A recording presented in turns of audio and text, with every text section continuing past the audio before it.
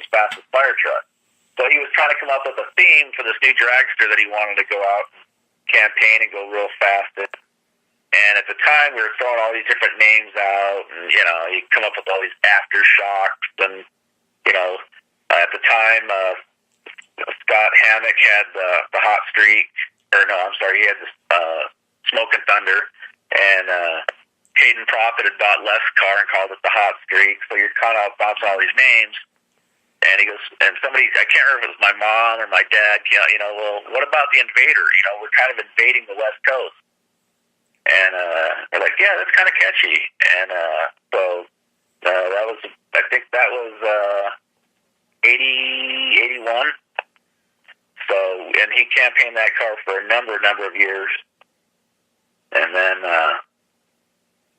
he got rid of the car, and he was for a while driving the Vanishing Point rocket funny car for Sammy Miller. So he did that for a while and kind of quit doing the jets for a little bit. And then when we came back with and bought this car to campaign our own team again, it was a no-brainer to come back and go back with the Invader, because we were just kind of going back to the old school, go back home. So we became the Invader again. Okay. So for the Invader, how many crew members do you have, and who are your crew members? It's a family run kind of thing. So, we've got it. The crew numbers vary. Right now, I've got on my team, on the Invader team, I have Steve Younghans. He's my crew chief. And his son, Tony Younghans, he actually is Craig's crew chief. So, but then my other brother, I have another brother, Chris, that he comes and helps us when he can. And then I have a couple other family members that come with us all the time. I have a couple cousins that come up from Tucson, or they'll go with us on the road. But typically, it's 90% of the time it's just myself and Craig and Steve and Tony. So. Now, do you have any sponsors for your car? No, not really. We did for a few years, and then since it gets harder and harder to keep sponsors, especially out in the West Coast, because it's so regionalized. There's for me, there's Phoenix, which is Wild Horse, and Tucson. Whereas, so you don't get so many local sponsors that want to sponsor you. So if you're looking at major sponsors, then you got to be on the road all the time. But in the Midwest, you got Great Lakes Dragway, and you got Norwalk and Milan, and Route 66, and there's all those different racetracks around in the whole Midwest Chicagoland area. That when you're doing, you can get a sponsor by Bob's Bargain Barn there in Joliet. And he's going to get some footage, in a lot of different tracks in those areas. He's going to get some bang for his buck. So it's a little bit harder out here. Again, after Tucson and Phoenix, the next closest track for me is 450 miles away in Albuquerque, New Mexico. So you don't get a lot of, local Phoenix sponsors want to advertise in Albuquerque. So. Yeah. Okay, so we do get typical, we do. We do get if I was to say the only really major sponsor that we have that we really try to work with a lot is DJ Safety or D Safety. They're pretty much the same company, but we've been with them for years and years and years. My dad used to test parachutes for Jim D. So now with his daughter and Joe running the company, they're just great people, and then of course working with Big Ben there. So you get your fire suit from DJ Safety? Yeah, DJ gives us doesn't give us, but gives us nice discount on all of our safety equipment. I run all DJ stuff, belts, chutes, great. Man, they make some great parachutes for me. Stop me like no tomorrow. Our safety equipment, our fire suits, gloves, boots, all that stuff is all DJ or Deast. Now let me ask you this, Curt. When you're getting ready for a weekend to go take the jet car out, what goes into preparation for you? Well, this last weekend we just went our first race of the year, or I should say our first event of the year. We went down to Tucson for a 2 TV show, but we went and to get ready for it. Of course, we go through the cars, make sure everything's good, check all the lines, make sure everything's nice and tight, check electrical, check voltages and the batteries and amperages, and we spin them over and fire them up, make sure we got no leaks and that kind of stuff, and then we put them in the trailers and tie them down and boogie on down the road. I mean, it's pretty easy overall of what we do, because we spend most of our off season, in the winter time, we go through the cars completely. So I mean, we usually it's one car a year, and we'll just kind of rotate it back and forth and go through it, and repack bearings and check brakes and bleed brake lines, and just go through the gamut to make sure they're solid. I mean, because these cars can get a little old. I mean, it's not like we're a fuel car guy where we're getting a new chassis every year or so, or every year, twice a year. Like I said, my car was built in the early '90s, so we go through it and inspect it. And me being a former non-destructive inspector for the Air Force, I go through it and I'm checking welds and magnafluxing chassis and boroscoping engines and pulling them apart and make sure that everything's where it's supposed to be and tolerances are there. Do that all in the off season, do a lot of work then, and it saves you a lot of work during the regular season. So what's your favorite track to run on? There's been a lot of really nice tracks that we've, gone to, and I mean, I've got favorite ones for different reasons. One of my favorites is Tucson. It's a nice little small time track with a great surface. I like Wild Horse. I mean, it's 7 miles down the road. I loved racing. We did VMAX a few years ago, and I got to tell you, that's probably the smoothest drag strip I've ever been on. Epping, New Hampshire was such a fun track to go to. It was, the weather was great, the people were great. But then, there's a lot of the little small tracks that, the little hole in the wall places that, that you wouldn't think that, you'd have, it'd be a great time. Roswell, New Mexico was a great little track. Albuquerque, New Mexico is a great track.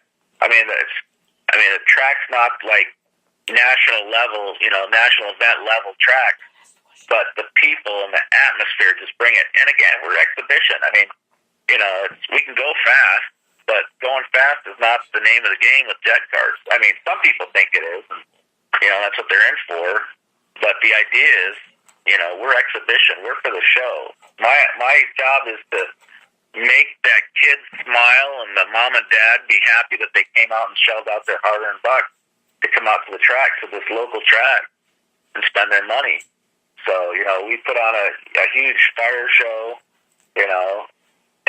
giant for a small motor car, and press flush and give free handouts and all that kind of stuff. Make them, every person that comes to your pit feel special, because they want that, and they are. They're special. They're coming out and spending their money to see you. So, but there's guys that get out there and they want to go real fast. And again, nothing wrong with going fast. But last time I looked, when I pull out my wallet and I'm like, my jet car license, it says exhibition. It doesn't say competition. All right. So Wait. Money, show me the money. Yeah, it's like I was talking with the producer of that TV show that we were doing, and she was talking about different things, and I said, if you need me for anything, I can do it. I'll do drag races, air shows, bar mitzvahs, quinceañeras. I'll burn a cow. I'll make you a hot dog. I don't care. Like it's about making friends and making things happen for people. But it all costs money. Yeah, everything costs money to go down the track, down the road. I mean, it's a huge expense. But when you look at it, a lot of guys think about their cars and they're running it, what's the cost factor? And you look at it and they say, it's cheap to run a jet car. Yeah, it can be inexpensive. But the things that they don't think about, that most normal people that don't necessarily think of it as a business or really play with it, you figure you're only going to get, X amount of hits off of a set of shoots before they fail. you're only going to get, so many passes on a set of tires before you have a good chance of flat spotting them. And then, a lot of guys, myself included, when you get parts, it's not like you're buying them from, Napa or O'Reilly where they're brand new parts. You're buying parts that are either old, have been sitting there, been pulled off because they've been timed out or over temped. So they're not like going to last forever. So you're only going to get, excuse me, certain amount of finite number of starts on a set of igniter plugs or passes on before you start stretching blades in that hot end, and it adds up. So you got to kind of look at it and figure, okay, I get going down the road, I got to change my oil in my truck every 5,000 miles, and I got to change the filter, and I got to change it. So you got to kind of put it down to that when it goes per run and per startup, it's not just, I can just throw 20 gallons of diesel in there and I'm down the road for $90. It cost me $90 to run it. Oh no, there's a lot of money that goes into it if you do it as a business. Yeah. So you ready for a few fun questions before we close out the interview? Oh, sure. What's your favorite food? My favorite food? Yeah. I'd say just steak. I could have said a lot of different things a couple days ago, but my wife just put me on a nice carb-free diet to start losing some weight so I can go a little bit faster. Okay, boxers or briefs? I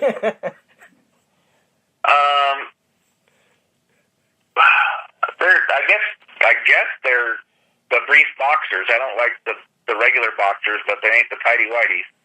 Okay. They're more like biking shorts kind of thing. Wait. The first time where you and your wife had sex? Awkward. Where? Yeah. Oh, shit. Car? That was 23 years ago. Let's see. Alley? Probably Car? at her folks' house. Okay. So, what's your favorite drink? Non-alcohol or alcohol? My favorite drink would be sweet tea. And honestly, I don't drink because I spend all my money on my jet car. So, and that gives me the best high that I could get. Favorite music? I'm an 80s alternative guy. I like more of the Oingo Boingo and U2 and the Smiths, that kind of stuff. I still kind of listen to that kind of stuff. Thank God I got XM radio. I can kind of still listen to that and have my kids make fun of me. I'm Slayer, Metallica, Iron Maiden, and all the old school metal. There you go. I mean, you got some good jet car music with some of those. Give me a little fuel, give me a little fire. Well, okay. What's your schedule for this year? Right now this year, I've got Albuquerque later on this year. I've got Epping, New Hampshire, New London, New York. I come back again to Albuquerque. I have a couple in Tucson. I got a couple at Wild Horse.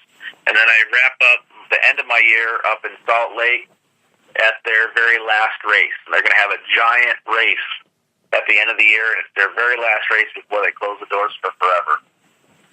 And they're going to have, I think they're going to have 16 jet cars there. It's going to be awesome. So where can people find your schedule online?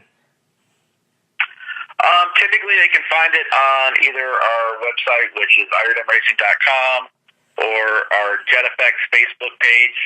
We typically will post when we're going to be out, when everything gets finalized. We'll post stuff up there when we can. Some of the stuff that we do, sometimes we can't. Like, we just did a TV show, so we can't really say when we're doing it or whatnot or what it's about until it airs. Right. They make us sign these NDAs, so you can't be a spoiler for what's coming on TV. Right. Well, Curt, I want to thank you for your time for the interview. No problem. And we'll do another one in the future. It was fun. It's definitely fun. So, whenever, just give us a call, and anybody come on out to the track, come out and see us, and get some handouts, and poke fun at the old man getting in the car and telling me I'm going to lose to my brother. So, Okay. All righty.